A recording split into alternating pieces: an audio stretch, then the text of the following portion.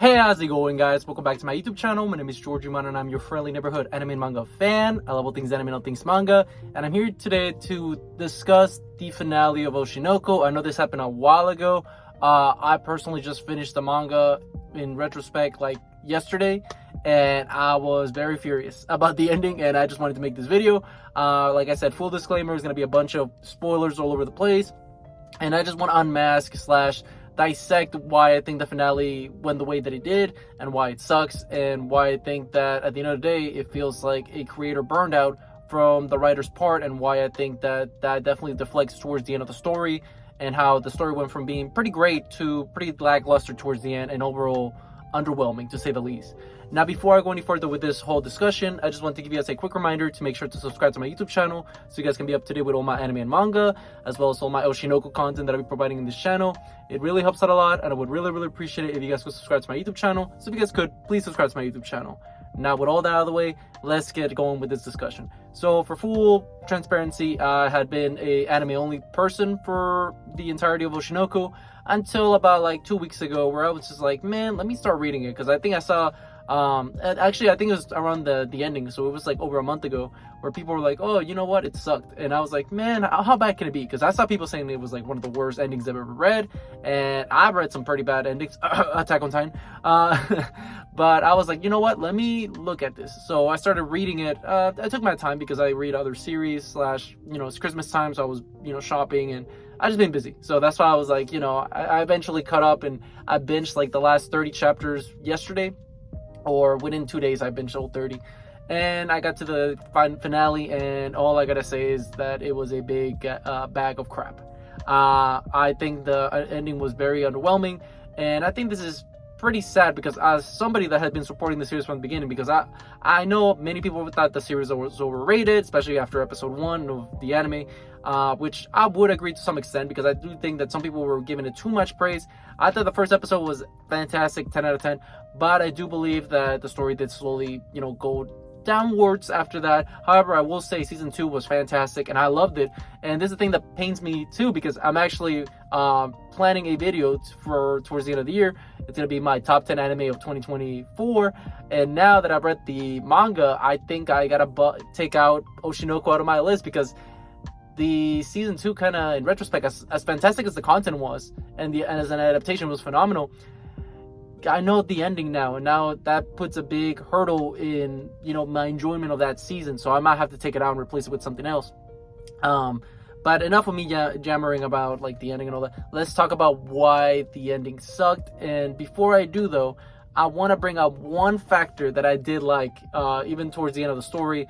The one character that I think to the end of the story is still somewhat redeemable slash a good overall character from a moral perspective, as well as from just a writing perspective. The only character that I think that the author did not butcher, which was Mayako, which is the Aqua and Ruby's adopted mom. I think the work that he did on her was fantastic, and I think that he was very consistent, especially towards the end of the story. I think the last third, where we start focusing on her, and how there's like a whole chapter dedicated to her, explaining how she had to deal with the kids by herself, because her husband was being an alcoholic and all that. And I think Mayako is such a good character. I think she's a very strong character, and even especially towards the end, where we see like literally in the last chapter or so, where it's Aqua's funeral. Spoilers, like I said, is gonna be full of spoilers all over the place.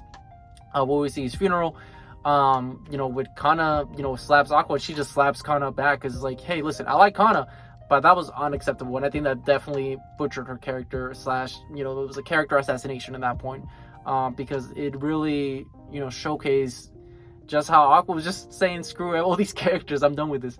But I did like Mayako. I think she was great, and I think that she's a great role model for many girls. Reading it, I think she, stepped up, changed her whole life outlook the second she got a kid. And even though she wasn't their biological mom, she was their mom at the end. And I did like I will say I did like how Aqua, even towards the end where he's dying, he considers Mayako his mom, and it was very sweet. It was very emotional stuff, and I think that she was one of those characters that thankfully I'm very happy that she was thankfully saved, and they did not butcher her. But now, enough of that. Let's talk about the how the snowball effect, how everything started going downhill. And I think right off the get-go, the biggest complaint I've seen so many people talk about during the ending of Oshinoko, which I myself can relate, because I think Aka did hype up a lot towards the end about this particular dynamic, which was obviously who is going to end up with Aqua. I personally am not into the shipping wars. I will say I did have a favorite out of the three, but I'm not like those people like, oh, if Aqua doesn't end up with this chick, the ending is gonna be like trash. This is not. I'm not those people. However, I do understand the anger of so many people knowing that Aqua didn't end up with anybody and he just died, because it's like, first of all, you establish so much time developing characters like Aqua, Akane, and even Ruby to some people, which I will get to Ruby later on in this discussion. But you did spend a lot of time hyping up, like, okay, he's gonna end up with her, or Aqua actually likes so-and-so, and this and that, when there was no real payoff, because at the end of the day, he didn't end up with anybody. And in retrospect, to make things even worse, it makes it so, why are these characters even in the story? Like, what was the significance of Akane? Well, I mean, Akane, I guess, somewhat you can say there was a significance. But in retrospect, what was Kana's point in the story? Why was she in the story when, she herself didn't really, there was nothing really there for her to get other than Aqua towards the end of the story. Like, she just feels like a hollow character, and I hate that, because she was, I think, a very great written character from her childhood days as an actress, and her conflicts with Akane and her relationship with her, and how she starts respecting her towards, especially in season 2, if you guys seen the anime, during the whole Broadway play, that it really showcased how she was, growing as a character too, and how she wanted to be a star, and she wanted to be Aqua's star. And now that she, Aqua's dead, they make her just be a straight up, like, douche. Like, she sucks. Like Kana in the last chapters, I was like, man, what is this? Especially where we get this whole thing where Akane is like, oh, I know Aqua likes you, like, so you should end up with him. And then you see Kana being like, nah, actually, you can have Aqua. Like, dude, what is going on here? And also Akane, that relationship with Aqua was toxic, which in retrospect, I guess it does fit well, because both of them are toxic individuals, and why not?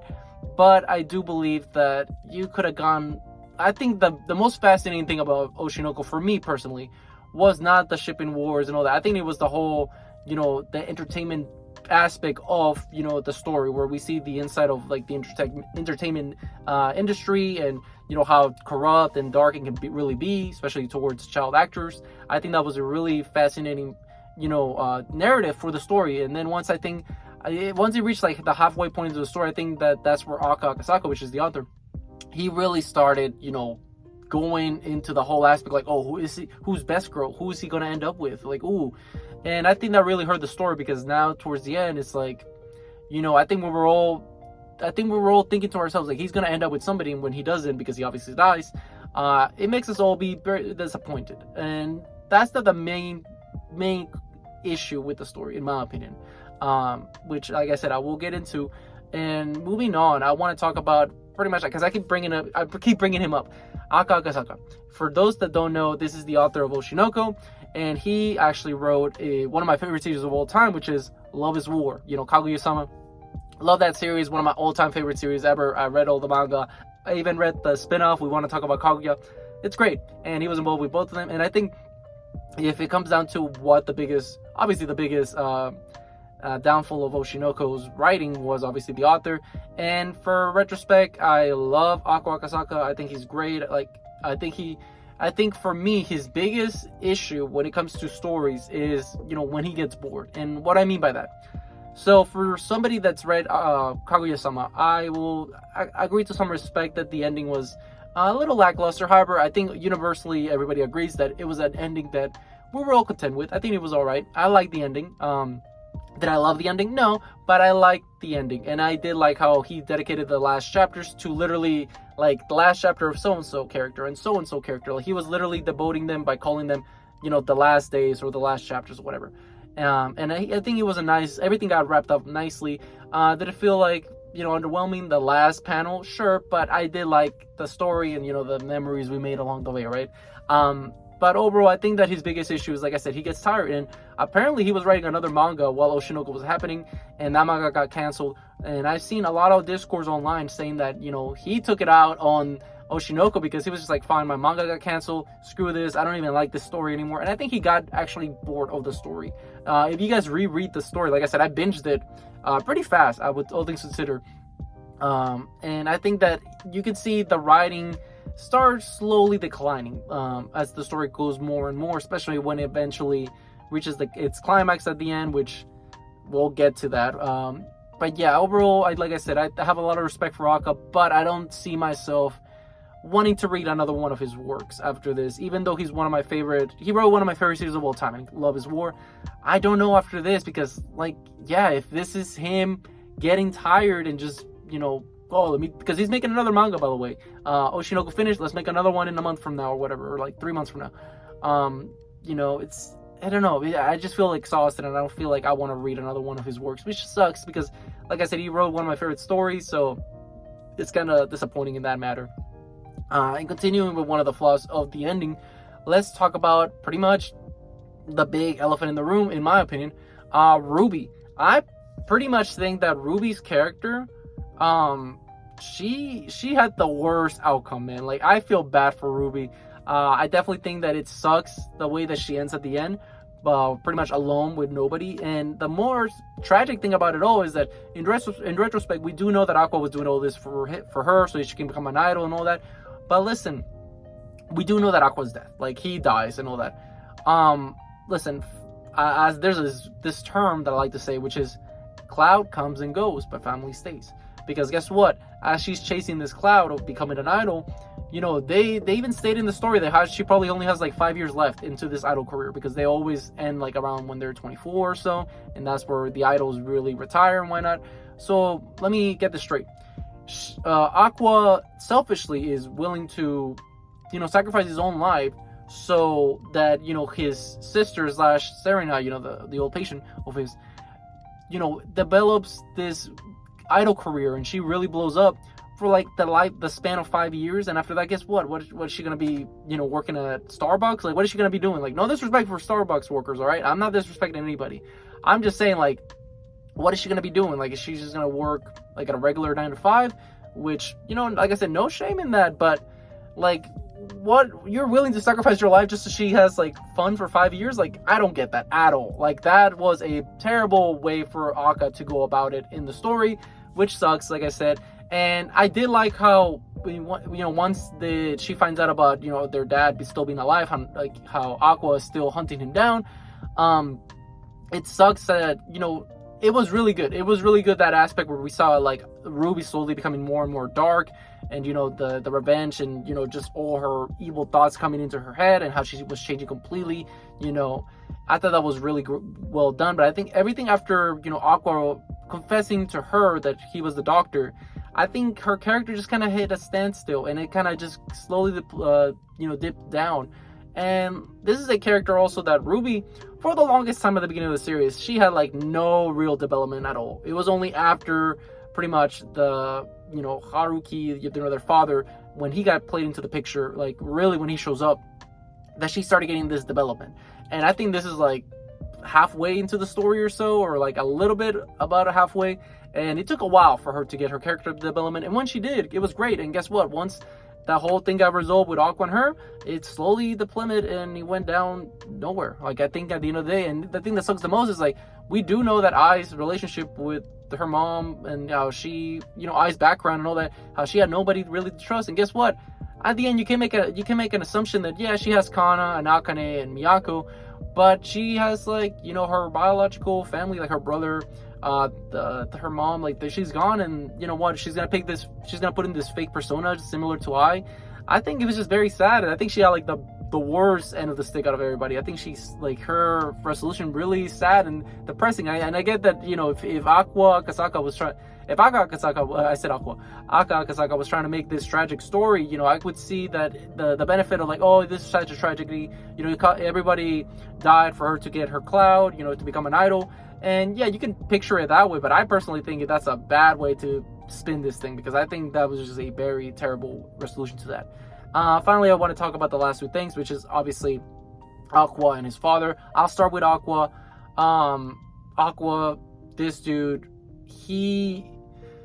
listen, I think Aqua was a really fascinating character, especially towards, from the beginning of the story, especially towards the end, where he, everything that he was being consumed by his hatred of his own self because of Ai's death, and, him chasing his father, and eventually, coming crossroads and knowing about his father and planning this whole thing. I think it was very fascinating, very great to see play out.